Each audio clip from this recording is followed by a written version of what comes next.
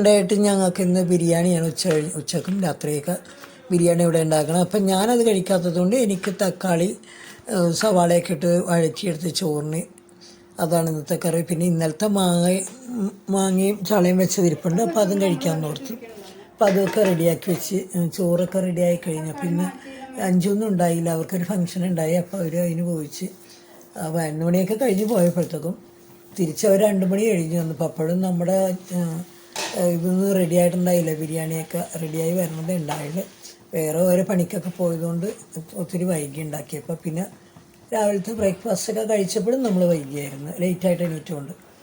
അപ്പോൾ അതുകൊണ്ട് പിന്നെ വിശക്കണമുണ്ടായിരുന്നില്ല. അപ്പോൾ അതെല്ലാം റെഡിയായി കഴിഞ്ഞാൽ എല്ലാവർക്കും ഞാൻ എടുത്തു കൊടുക്കണേന് ഇവർക്കൊക്കെ.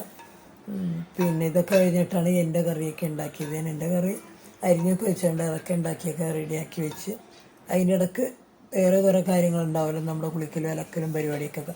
അതിനൊക്കെ പോയി പിന്നെ ഈ ചൂടിനുള്ള സുഖമില്ലാത്തതുകൊണ്ട് ഈ ചൂടിൻ്റെ പുറകെ ഇരുന്ന് അമ്മ നടന്നത്. അതിന് വയ്യാത്തതുകൊണ്ട് പിന്നെ അങ്ങനെ ഞാൻ ചോറൊക്കെ കഴിച്ച്. അപ്പം ഞാൻ ഇതിൻ്റെ കൂടെ ഇന്നലെ ഞങ്ങളുടെ വീട്ടിൽ കരോള് വന്നായിരുന്നു രാത്രി.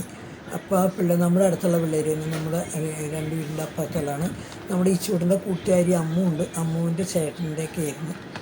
അപ്പോൾ അതും പിന്നെ എൻ്റെ മൈക്രോയിലൊരു ചേച്ചിയുടെ മോനുണ്ട്, കൊച്ചുമോനുണ്ട്. അപ്പോൾ അവൻ്റെയൊക്കെ കൂടിയാണ് കരോളുകളി. അപ്പോൾ അതും ഇതിൽ ഉൾപ്പെടുത്താനുണ്ട് ഞാൻ.